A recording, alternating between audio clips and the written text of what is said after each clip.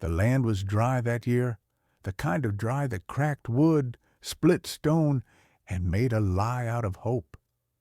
Rachel lived alone, out past Miller's Bend, where the wind never stopped whispering through the grass, and the sky felt too wide for any one soul to carry. She saw him near sundown.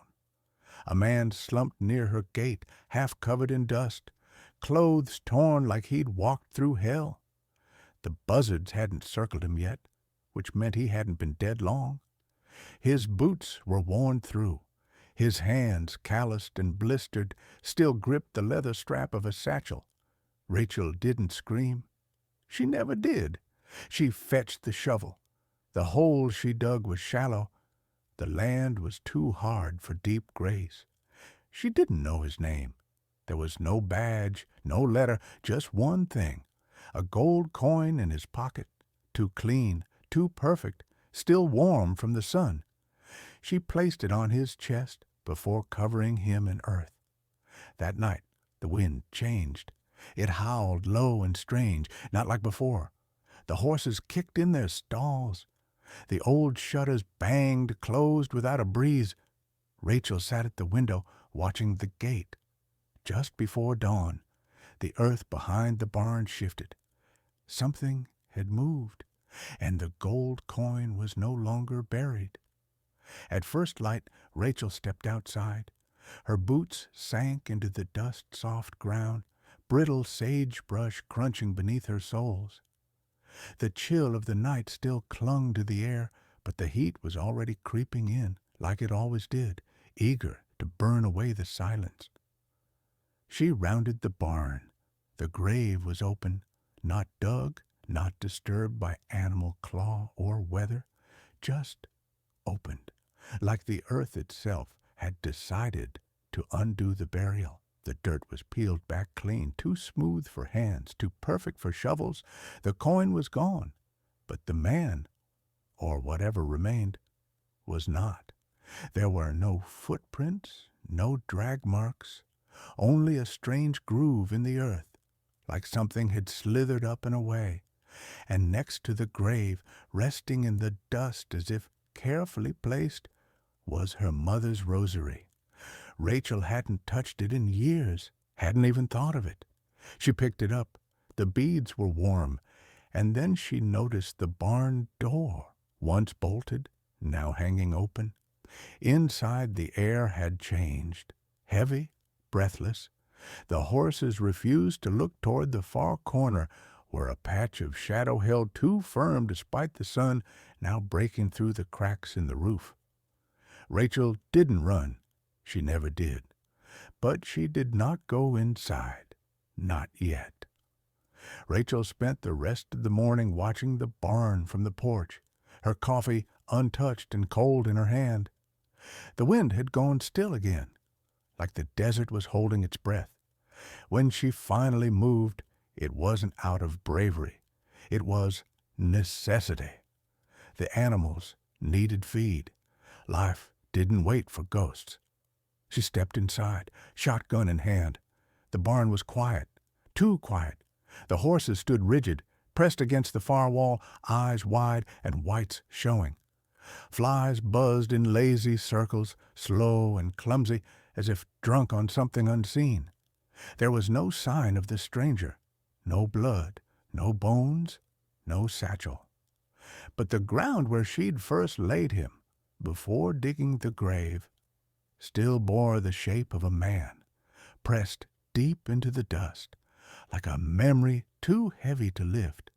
And there, scrawled into the wood beam beside the hayloft, a name had been scratched, a Languechet.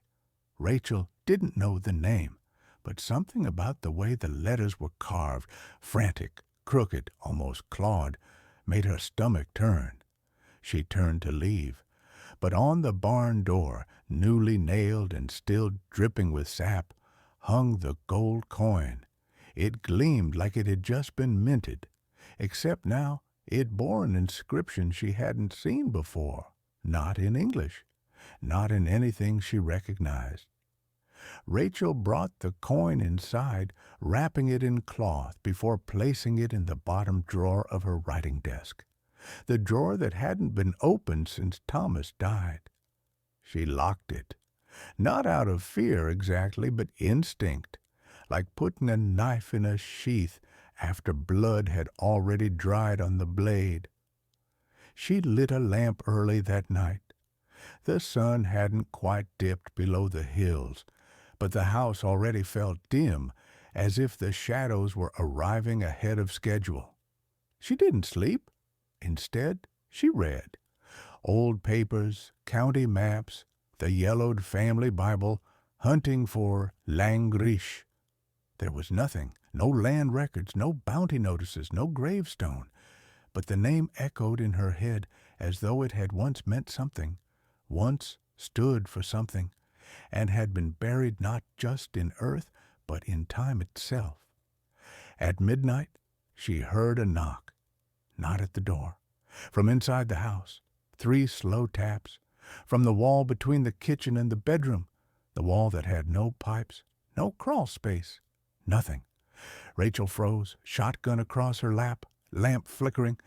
Then the whisper came, not in words, just the rhythm of breath, low and shallow, like someone standing too close in the dark. She rose at dawn, with eyes that hadn't closed, and found the drawer open. The coin was gone again, but carved into the desk, as if by a nail or bone, was a second name, Rachel Cutter. Her name, and she hadn't used that surname since the fire. The last time Rachel had seen her maiden name written out, it had been scorched into the charred remains of her family homestead, on a burned ledger page, flapping in the wind like a flag of surrender. Cutter hadn't crossed her lips in over 15 years. That name was Ash, but now it was carved into her desk, and the cut was fresh. The wood still wept sap around the letters. She touched it gently.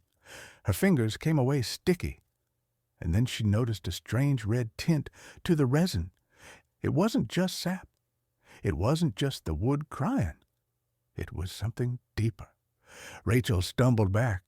The floor creaked beneath her, slow and tired, as if remembering weight that had once stood there. She turned, suddenly aware of a smell she hadn't known she'd forgotten. Smoke, kerosene, scorched cloth. The past was bleeding back in. That afternoon, she rode into town, a place she rarely visited, and never willingly. She asked about Langrishe.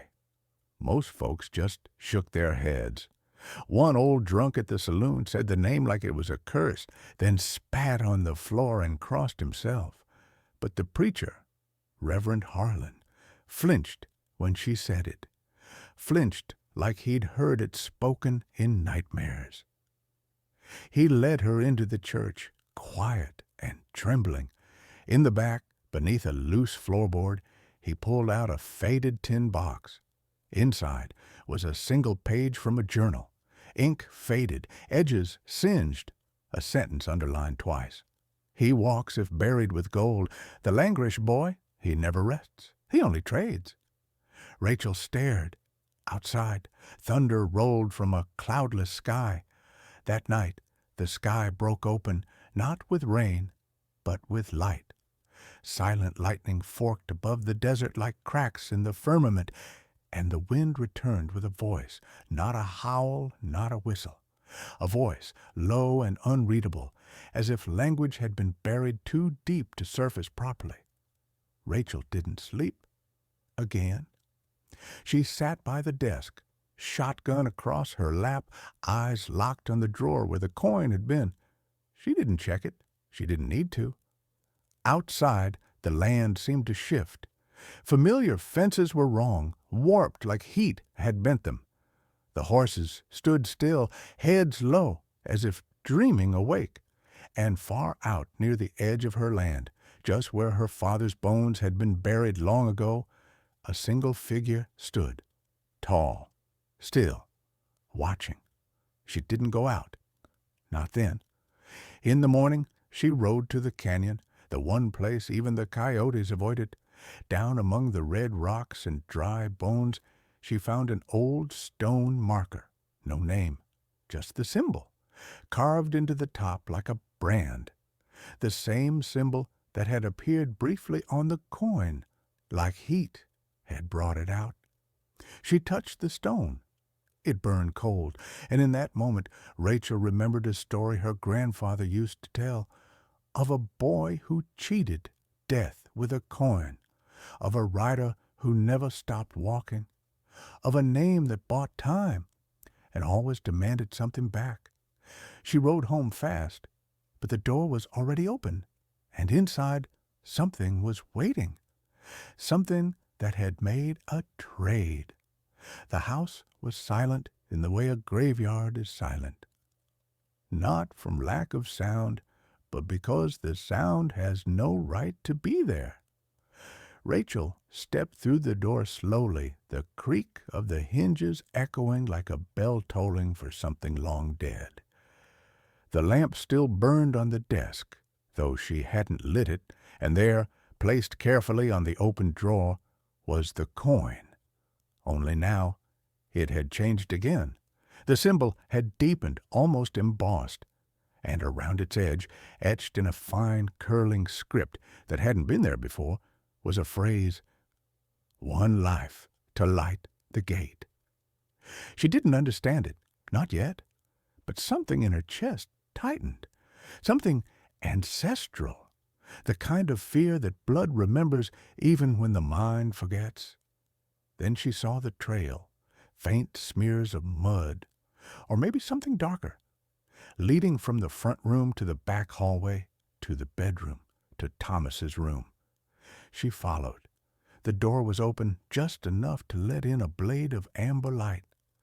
Dust danced in the air, slow as snowfall, and on the bed, folded neatly, was the coat Thomas had worn the day he died, except it wasn't torn. It wasn't blood-stained. It looked new. Pressed atop it was a second coin, identical, except for the name on the back, Thomas Cutter. She staggered back, the breath leaving her lungs like it had been punched out by grief itself. A single question roared in her mind. What had she traded for? Outside, hoofbeats, slow, rhythmic, coming down the road that hadn't seen a rider in weeks. Rachel gripped the shotgun and stepped outside. The rider wore black, and he was holding Thomas's eyes. The dust trailed him like a veil, his silhouette cutting through the morning light with unnatural stillness. He didn't guide the horse. It moved as if knowing the path without reins. The animal didn't breathe heavy, didn't sweat. It simply walked, steady, as if pulled forward by something beneath the earth. Rachel stood motionless at the porch.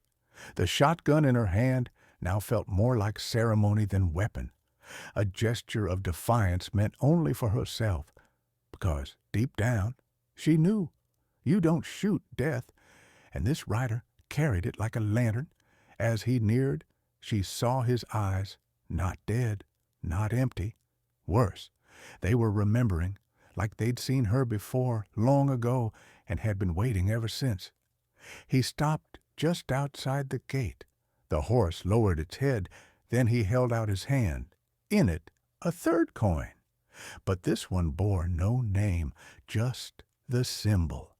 And it was glowing, not bright, not like fire or metal, but like heat still lived inside it, like breath. He didn't speak. He didn't need to. Rachel understood. A choice had been made when she took the coin the first time, when she let it rest in the drawer with the memory of her husband, when she followed the whisper instead of locking the door. And now the trade had come due. The rider tipped the coin forward. It struck the ground softly. Yet the sound echoed across the hills like thunder. The gate creaked open on its own. Behind her, inside the house, The desk burst into flame without smoke. The pages of the family Bible curled, blackened, and in the reflection of the window glass, Rachel saw the boy again, her Thomas, standing in the hallway, eyes wide, mouth open, whispering her name, but not with his voice, with the writer's. Rachel turned, heart pounding like hoof beats in a canyon, but the boy, Thomas, or whatever had taken his shape, was already gone. Only the hallway remained, scorched at its edges, with smoke curling from the baseboards like fingers retreating into cracks. The coin outside still shimmered faintly in the dirt, and the writer hadn't moved, not an inch. She stepped backward into the house, not out of fear, but because something pulled her in, a memory or a warning too old to name. Inside, the flames hadn't spread. They burned only what they wanted: the Bible, the drawer that held the first coin, a wooden carving Thomas had made with his grandfather, a bird with one wing broken. Everything else was untouched.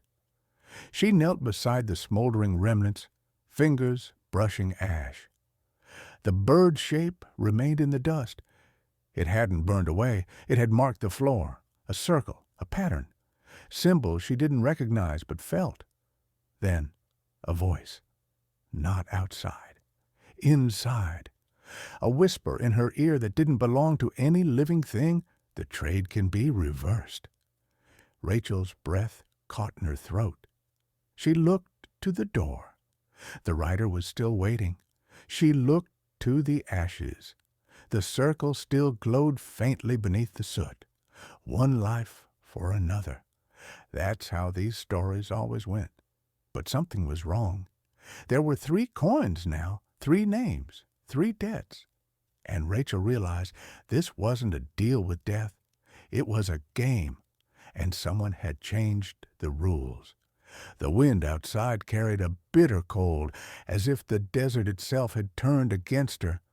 Rachel's hands trembled as she reached for the last coin, the one without a name.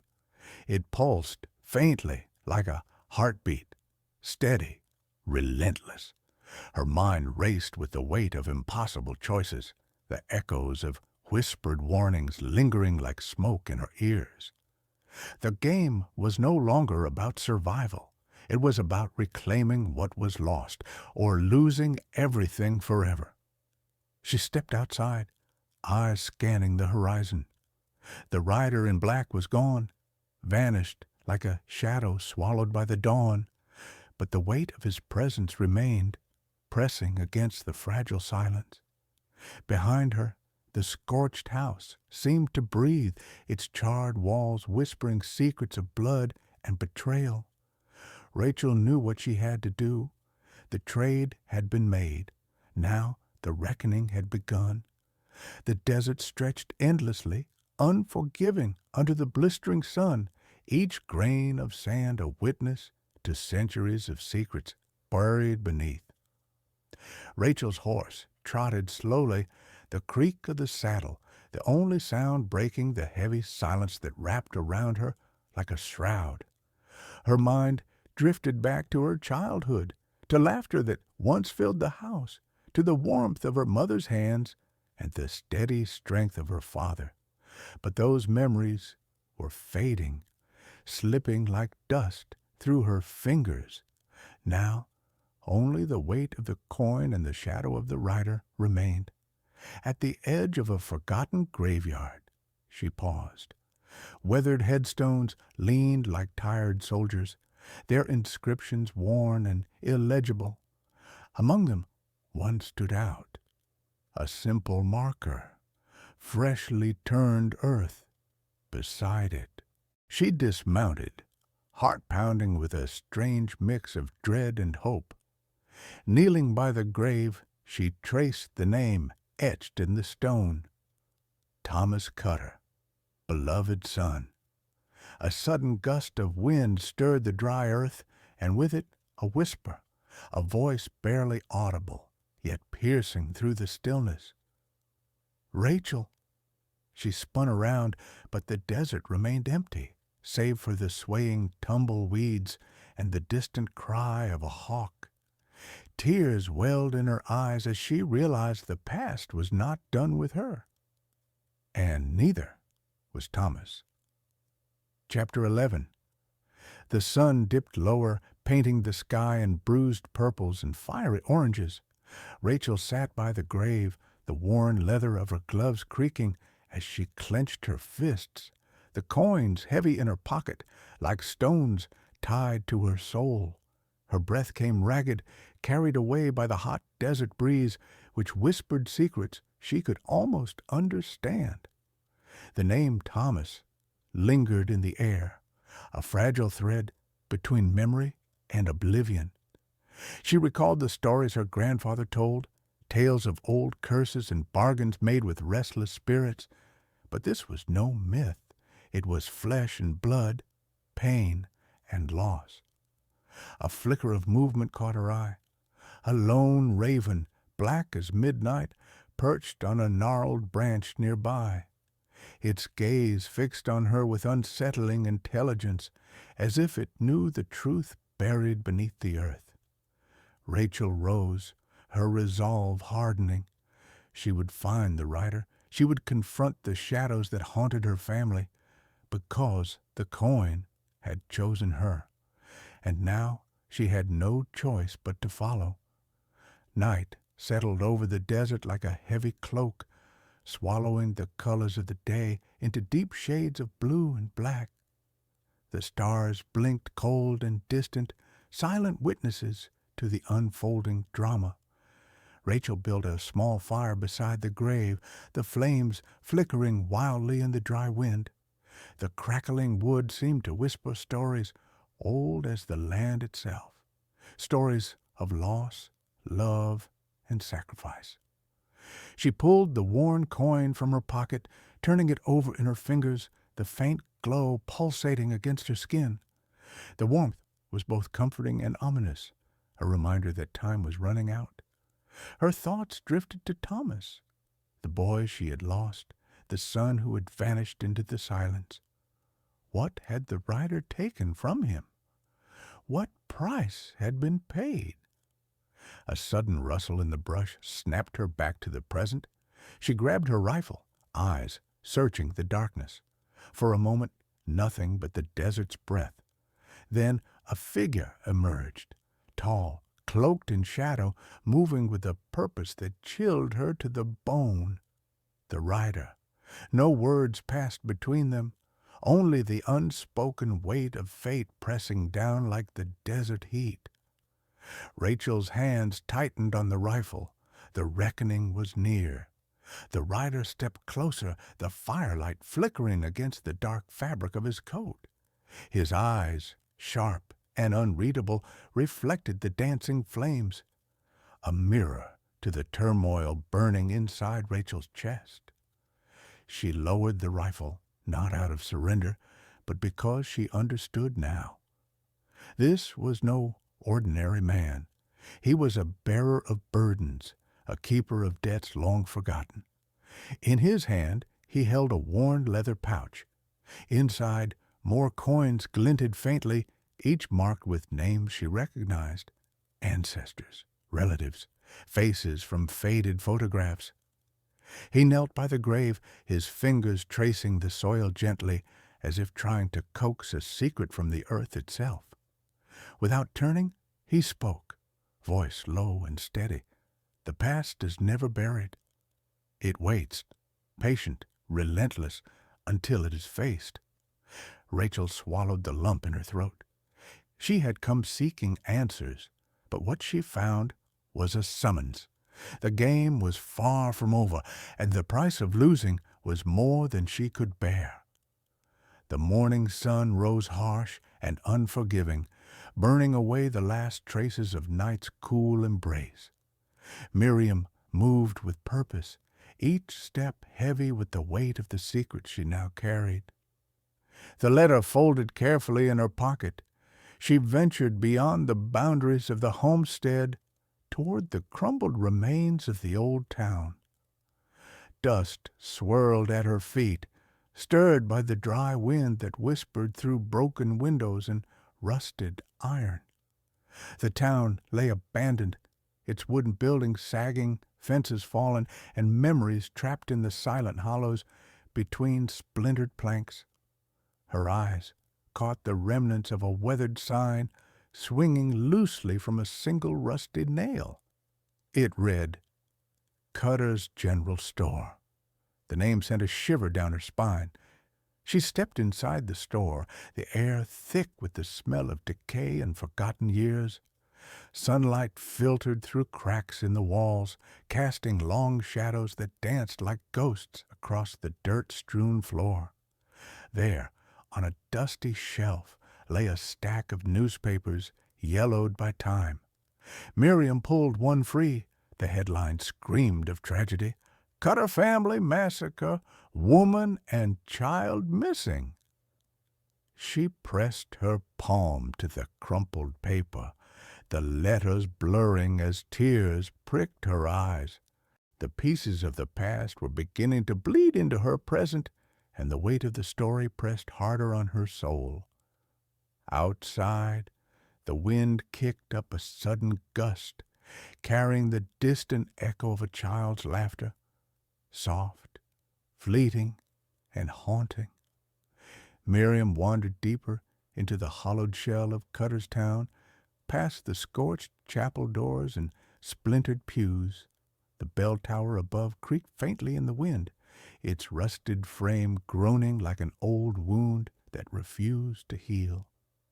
She passed the blacksmith shop, the anvil long cold, and the saloon, where the piano sat with broken keys, its silence louder than any song it once played. Each step was like walking through the bones of a ghost, brittle, abandoned, and full of stories that had turned to dust. At the far end of town stood a charred house, its frame twisted, roof collapsed inward like a rib cage. The fire that had eaten it left black fingerprints on every stone, every board. Miriam stopped at what remained of the porch, her breath catching. This was the place. She knew it, not from memory, but from some instinct buried deep in her bones. The letter had not told her everything. It had only opened a door. But this house, this was where it ended, or began. Beneath a floorboard loosened by years of weather and rot, she found a tin box. Inside, wrapped in oilcloth, were trinkets, a silver hairpin, a child's sock, a photograph burned at the edges but intact enough to see a young woman with eyes that mirrored her own, and a name scrawled on the back in a trembling hand, Eleanor Cutter. Miriam sat in the ashes and wept, not just for the woman in the photo, but for every truth hidden behind silence, every story lost to time. The sun slipped lower, shadows stretched longer, and somewhere behind her the floorboards creaked, not from the wind, but from footsteps. Miriam didn't move. The sound behind her was too deliberate, the kind that carried weight, memory, and warning. She stayed crouched in the ashes, her fingers still clutching the tin box, heart thudding like hooves across hard earth. Another creak, then silence. She stood slowly, the photograph still trembling in her hand. Turning, she found the doorway empty. Only the wind moved now, slipping through the warped boards like a whisper too shy to speak. But something had been there. She felt it the way one feels the tail end of a dream, not quite gone, not fully real. Outside, the desert was drenched in the amber hue of approaching twilight. Long shadows poured across the empty street, pooling like ink in the spaces between what was and what might have been. Miriam stepped out into the open, her boots crunching softly over gravel and broken glass. She followed the trail of memory toward the edge of town, to a place that hadn't existed on any map she'd seen, but which she knew was real. There, Nestled in a dry creek bed stood a single gravestone, weather-worn, tilting, marked with one word, Eleanor, the same name as the photo, and below it, freshly carved, though no one had been there in years, her own last name, Wren. Miriam's breath caught. Someone had known she would come. The wind shifted, carrying a familiar scent, lavender and ash. Her mother's perfume, worn only once in a memory Miriam couldn't fully recall. She knelt at the grave, hands trembling, the letter heavy in her pocket, the coin warmer than it should have been. She wasn't alone here. She never had been. Night fell slow and silent, cloaking the town in layers of memory and dust. Miriam remained at the grave, knees in the cracked earth, her palms pressed against the worn stone, as if trying to anchor herself to something solid, something real. Above, the stars emerged, sharp and countless. They shimmered like the eyes of long-dead witnesses, watching her from some unknowable place. She finally unfolded the letter again beneath the brittle starlight. The handwriting had aged, but its meaning burned with terrible clarity. If you are reading this, then the blood has come full circle. You were taken from this place to spare you, but time has a way of calling its debts.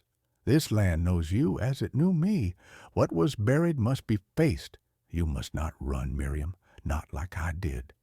E.C. She didn't feel the tears anymore, just the weight. Behind her, the town shifted. A door slammed in the distance, then another, not wind, not chance. Each echo was a step, footsteps of the past rising to walk again. From the saloon to the chapel, the windows flickered. Lanterns that hadn't burned in 20 years suddenly lit from within. Miriam stood. The town was waking, not with life, but with something older, deeper, the kind of awareness that lives in guilt, silence, and unspoken names. From the church tower came the sound of the bell, one slow ringing chime. She turned toward the town and saw them, silhouettes, blurred by dust, shaped by memory, standing in the doorways of long-dead buildings, watching, waiting, not for her to run, but for her to remember. Miriam stepped back into Cutter's Town like someone walking into a dream she couldn't wake from. Only this dream bled. The shadows stood still, unmoving, but their presence pressed against her like heat before a fire. Her breath quickened. The ring on her finger, the one she'd never taken off since finding it in her mother's old chest, pulsed once, a warning or a key. She walked toward the chapel. Its doors hung open, not with invitation, but demand. Inside, the air was thick with silence and char. The pews remained scorched, the altar collapsed, but atop it now sat something new, an open book, untouched by time. Miriam stepped closer. It wasn't a Bible. It was a ledger, a record of names. She flipped through it slowly. Each page marked a death, some by fire, others by betrayal, and at the bottom of the final page, her mother's name, Eleanor Cutter, and beneath that, Miriam Wren, with no date, no cause, just a blank space. She didn't understand, not fully, but her hands moved anyway, as if guided by memory that didn't belong to her. She took the pencil from the book's spine and began to write. But before she could finish the first letter, the wind rushed through the chapel like a scream. The doors slammed shut. A voice, low and hoarse, echoed from the rafters. Not words, just a sound, one of longing, of regret. And Miriam turned to see a figure standing at the far end of the room. A man in a duster coat, hat shadowing his face. She didn't run, didn't scream, because she recognized him, not from life, but from the photograph in the tin box, her father, long thought dead, long forgotten, and now returned, not to claim her, but to confess, to finish the story Eleanor never could, and to make sure it ended with her. He did not speak. He didn't need to. The way he stood, slouched and still, with the weight of decades sagging his shoulders, it told her everything. His eyes were hollow with a sorrow not softened by time, and the dust on his boots looked older than the chapel itself. Miriam stepped closer, her fingers brushing the edge of the ledger. The room felt frozen. Time folded in on itself like pages in a book never finished. Her father's eyes followed her hands, then drifted to the ring she wore, his face twisting just slightly in pain. He raised a trembling hand and pointed, not to her, but to the ledger, to her name. Miriam looked again. The blank space beneath her name had changed. Slowly, as if ink rose from beneath the page, a word began to surface. Witnessed. She swallowed hard. The chapel moaned in its bones. Wood shifted like restless spirits. The lanterns flickered without flame. Then she understood. Her mother hadn't fled the massacre. She had survived it. Hidden with an infant in her arms, Eleanor had vanished into the wastelands and left behind the man who could not protect them. A man who had made a deal, one that cost more than he had to give. The ring wasn't an heirloom. It was a promise, a bond, and Miriam's blood had called it awake. Her father stepped forward now, slow and broken, the shadow of a man who once chose silence over salvation. He knelt before the altar, placed his hand on the book beside her name, and breathed.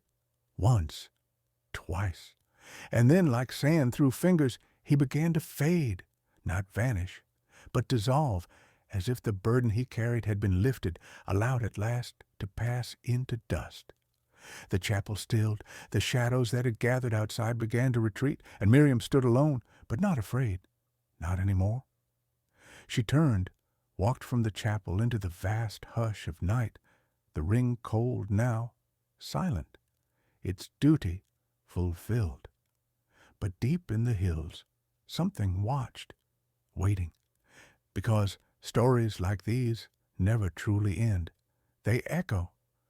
The next morning broke slow and pale over the desert, casting long golden spears across the wasted land. Miriam stood at the edge of Cutterstown, her silhouette still against the horizon, the ring now tucked deep in her pocket, not out of fear, but reverence. The chapel behind her no longer loomed.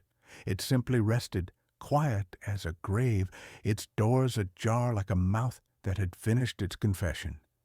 She didn't speak as she mounted her horse, a paint mare with dust on its flanks and patience in its eyes. The saddle creaked, the wind picked up, and from behind the boarded windows of the town, the silence whispered goodbye. She didn't look back. Some stories are meant to be left buried, not because they're forgotten, but because they've finally been understood. Riding west, the plains opened up before her, wide, vast, and burning beneath the morning sun. The wind followed her, not with menace, but with memory. Somewhere far behind, Cutterstown exhaled one last breath. A shutter banged once, then stopped. The dead had rested. But Miriam? She had only just begun to live. And far out, past the hills where sky met stone, a crow lifted into the air, arcing high and alone. A single black mark against a sky washed clean